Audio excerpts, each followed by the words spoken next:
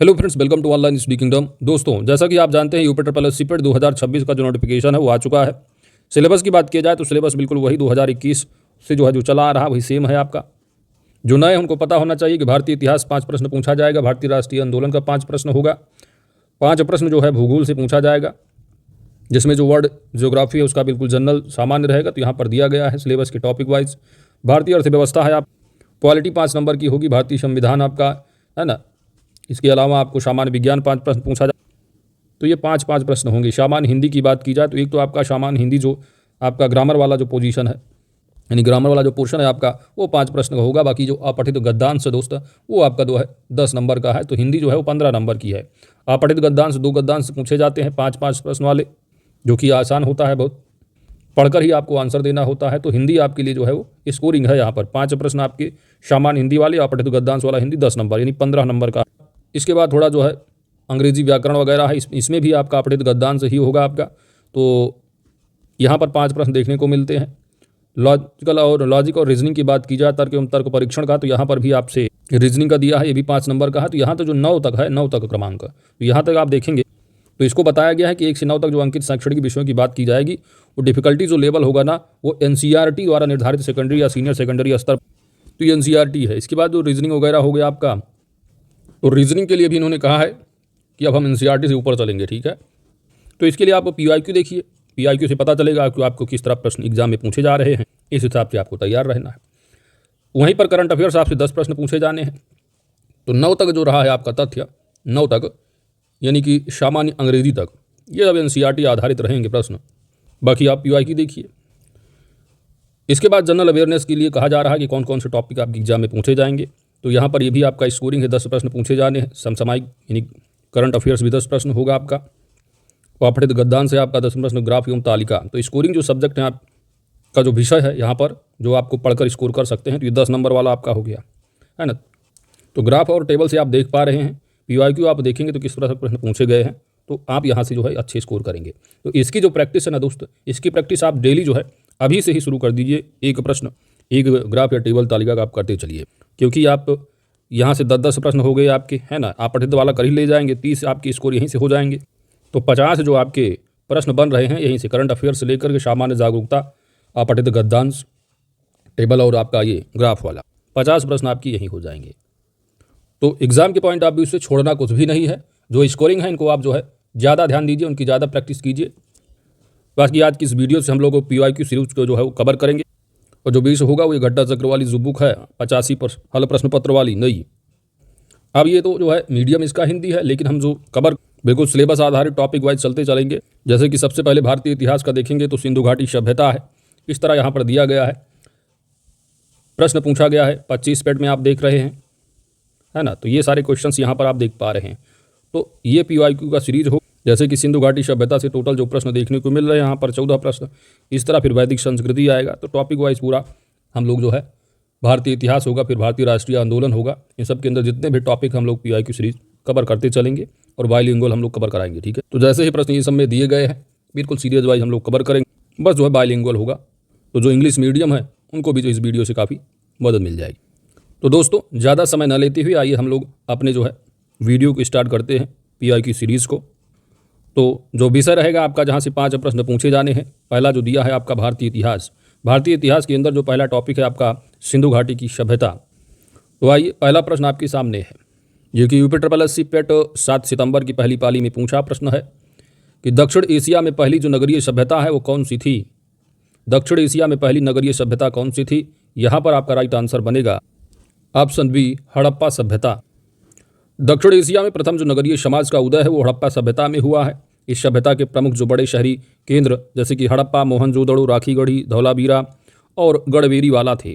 लोथल और कालीबंगा जो कि महत्वपूर्ण इस हड़प्पाई स्थल है। लोथल आपको गुजरात में मिलता है, कालीबंगा आपका जो कि घग्गर नदी, लोथल भगवा नदी, तो कालीबंगा आपका राजस्थान है, राखीगढ़ी हरियाणा होगा, है ना। मोहनजोदड़ो हड़प्पा भारत के बाहर, अब लोकेशन होगा आपका पाकिस्तान। नगर योजना, शिल्प और संस्कृति अत्यंत विकसित थी। तो हड़प्पा जो सभ्यता रही नगरीय रही। तो नगर योजना, शिल्प और संस्कृति अत्यंत विकसित थी, अतः दक्षिण एशिया की पहली जो नगरीय सभ्यता है वह हड़प्पा सभ्यता थी। बढ़ते हैं अगले प्रश्न की ओर। अगला 6 सितंबर वाली पहली पाली में पूछा गया, क्योंकि पेपर जो हुआ था 6 और 7 जो हुआ था, यानी 4 पालियों में पेपर संपन्न हुआ था। प्रश्न पूछा गया था कि हड़प्पा सभ्यता किस युग से संबंधित है। हड़प्पा सभ्यता किस युग से संबंधित है। यहाँ पर आपका राइट आंसर बनेगा ऑप्शन बी, कांस्य युग से। हड़प्पा सभ्यता को कांस्य युगीन सभ्यता माना जाता है। हड़प्पावासी कांस्य धातु का प्रयोग करते थे। उपकरणों और बर्तनों के निर्माण में कांस्य उपयोग होता था। इसी कारण हड़प्पा सभ्यता का जो संबंध है वो कांस्य युग से है।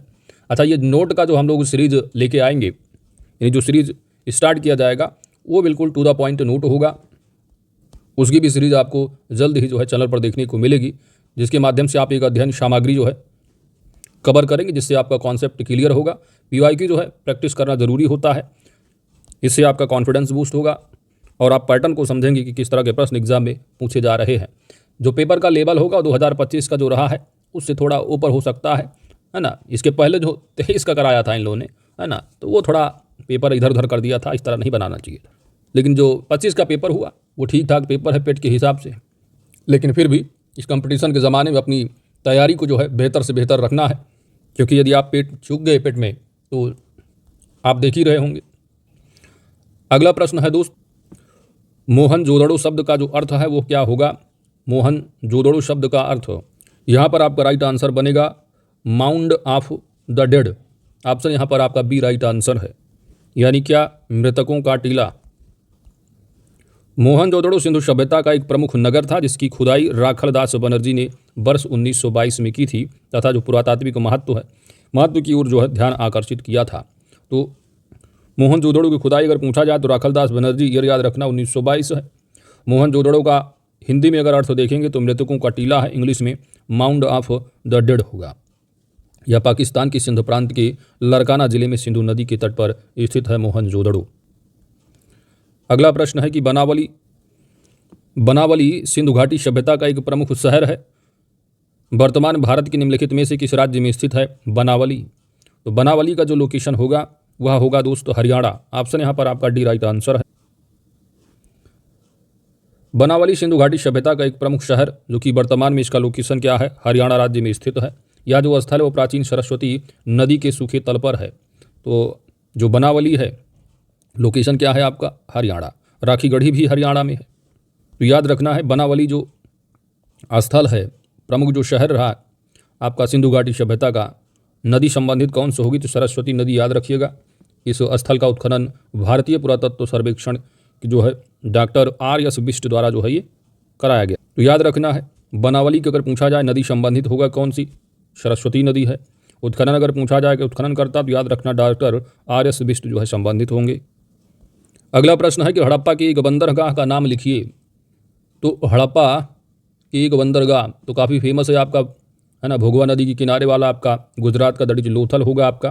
पत्तन नगर है, सिंधु घाटी सभ्यता का एकमात्र पत्तन नगर आपका लोथल है। अक्सर एग्जाम में आपसे पूछा जाता है। ऑप्शन यहाँ पर आपका सी राइट आंसर होगा।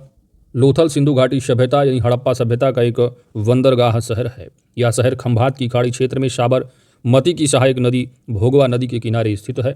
यह जो स्थल है वो 2450 ईसा पूर्व से 1600 ईसा पूर्व के बीच हड़प्पा संस्कृति का प्रमाण प्रदान करता है।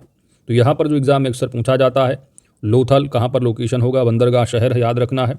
तो बंदरगाह या पत्तन नगर के रूप में पूछा जाता है। नदी याद रखना साबरमती की सहायक नदी भोगवा नदी संबंधित है, लोकेशन गुजरात। आगे बढ़ते हैं। अगला प्रश्न नंबर 6 है आपका। प्रश्न है कि हड़प्पा सभ्यता के एक हिस्से यानी लोथल की जो खोज है वो किसने की है। लोथल की खोज किसने की, यहाँ पर आपका राइट आंसर बन जाता है S.R. राव के द्वारा। ऑप्शन यहाँ पर आपका सी सही जवाब है। तो अहमदाबाद जिले में भोगवा नदी के समीप स्थित है लोथल। लोथल की खोज सर्वप्रथम डॉक्टर R.S. राव ने वर्ष 1954 में की थी। अगला प्रश्न नंबर 7 है कि हड़प्पा स्थल की सर्वप्रथम संक्षिप्त जो खुदाई है निम्नलिखित में से किसके द्वारा की गई थी। सर्वप्रथम संक्षिप्त खुदाई पूछा जा रहा है। यहाँ पर आपका राइट आंसर बन जाता है sir Alexander Cunningham. UPSC video exam पूछा गया है और ऐसे ही आपका ये प्रश्न जो रहा है वो पेपर आपका PCS में भी पूछा जा चुका है। तो हड़प्पा स्थल की जो पहली बार संक्षिप्त खुदाई है 1872-73 की पूर्वार्ध में सर अलेक्जेंडर कनिंघम द्वारा की गई थी।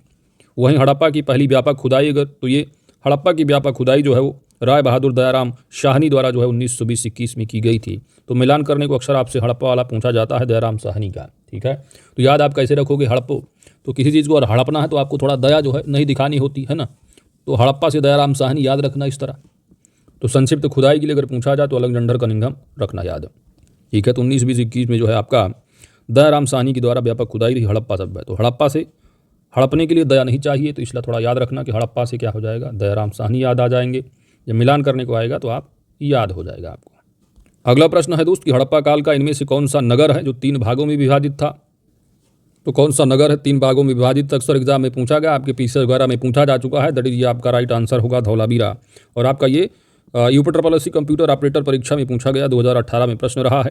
अच्छा, अब आपके दिमाग में चल रहा होगा कि ये तो यूपिटर पॉलिसी पेट पीवाईक्यू की सीरीज है, ये यहाँ पर 2018 वाला प्रश्न कहाँ से आ गया। तो जो आपके सिलेबस में जो टॉपिक दिए गए हैं उन टॉपिक से यूपिटर पॉलिसी में जो प्रश्न पूछे गए हैं वो भी तो आपको पढ़ना ही पड़ेगा ना, वो तो आपके लिए इंपॉर्टेंट हो जाता है। तो ये हड़प्पा जो सभ्यता, सिंधु घाटी सभ्यता का जो टॉपिक है उसका प्रश्न है जो कि यूपिटर पॉलिसी के द्वारा पूछा गया है। तो याद रखना है दोस्तों, हड़प्पा काल का जो धौलावीरा नगर है वो 3 भागों में विभाजित रहा है। 3 भाग आप जानते हो, 3 जो प्रमुख रहे, एक तो दुर्ग था, दूसरा मध्यम नगर और तीसरा जो है निचला वाला था। जो सबसे ऊपरी दुर्ग वाला रहा है वो जो है सबसे सुरक्षित और मजबूत दीवारों से घिरा हुआ था, जहाँ पर जो शासक वगैरह थे वो अपना वहाँ विराजमान होते थे। और जो दूसरा भाग रहा मध्यम वाला, जहाँ पर मिडिल, तो वहाँ पर जो उससे नीचे वाले रहे होंगे संभवतः, तो वो अधिकारी रहते रहे होंगे, अपना निवास करते रहे होंगे। और सबसे निचला जो रहा हिस्सा टाउन वाला, जो कि तीनों में सबसे बड़ा हिस्सा रहा है, वो जो कि आम नागरिक और जनता रहेंगे उसमें। ठीक है, तो हड़प्पा काल का जो धौलावीरा नगर है 3 भागों में विभाजित था। ये गुजरात राज्य के कच्छ जिले में स्थित है। इसे स्थानीय रूप से कोटदा टिम्बा के नाम से भी जाना जाता है धौलावीरा को। यदि एग्जाम में आपसे पूछ लिया जाए ऐसे ही घुमा करके निम्नलिखित में से किस स्थल को स्थानीय रूप से कोटदा टिम्बा के नाम से जाना जाता है, तो आपका उत्तर क्या होगा दोस्त, धौलावीरा होगा। अगला प्रश्न है कि निम्नलिखित में से कौन सी धातु हड़प्पा सभ्यता के लोगों द्वारा ज्ञात या उपयोग नहीं की गई थी।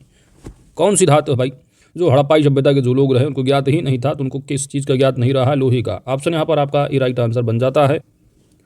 हड़प्पा सभ्यता ताम्र कांस्य धातु कर्म से परिचित रही है। इसी सभ्यता में तांबा, कांस्य हो गया, सोने के उपयोग का स्पष्ट उल्लेख मिलता है, इसलिए धातुएं ज्ञात और प्रयुक्त थीं।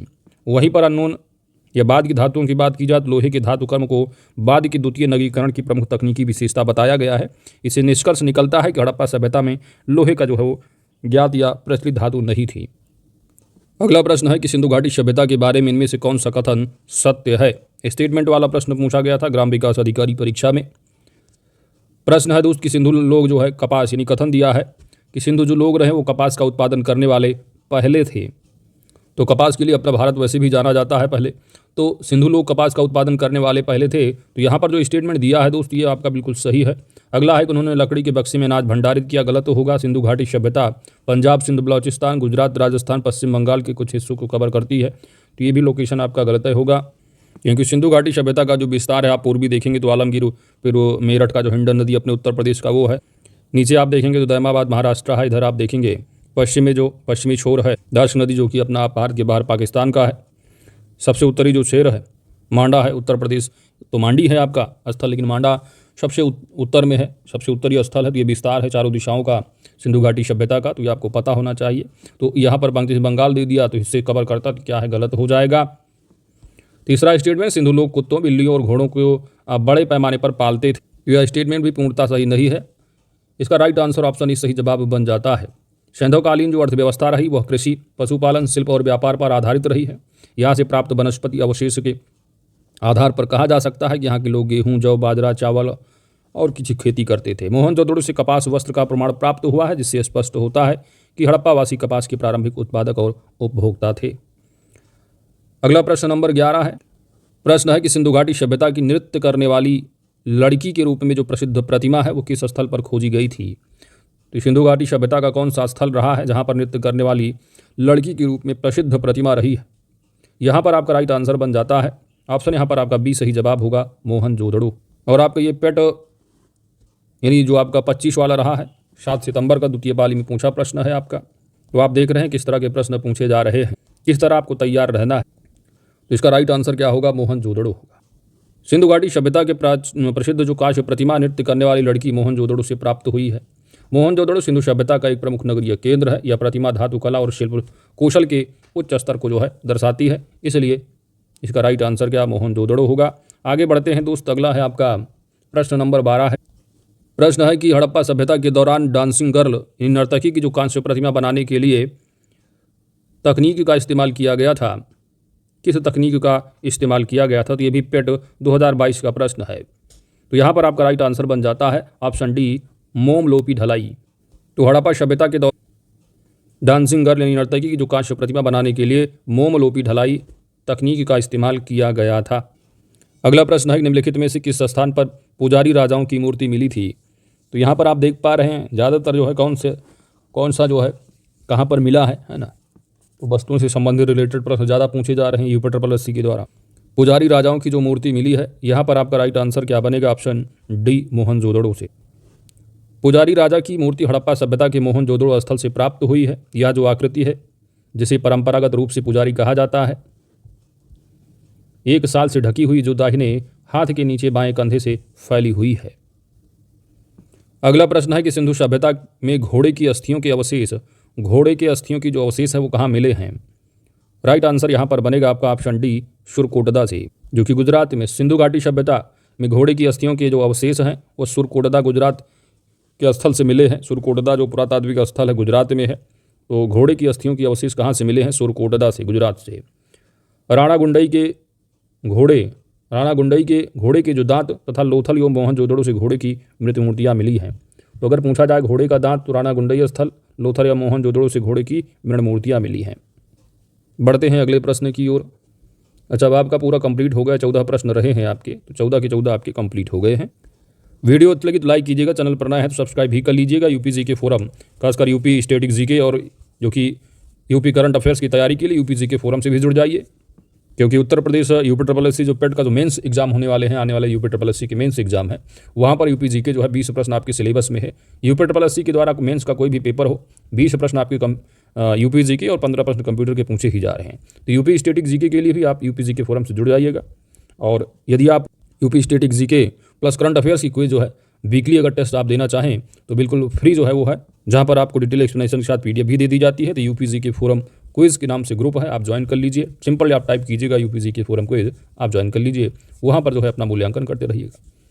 तो UPSSC पेट की सीरीज़ में आज की इस वीडियो में इतना ही। इसी तरह हम लोग टॉपिक वाइज पूरा कवर करते चलेंगे। वीडियो को लाइक कीजिएगा, चैनल पर नया है तो सब्सक्राइब भी कर लीजिएगा। थैंक्स फॉर वॉचिंग दोस्तों।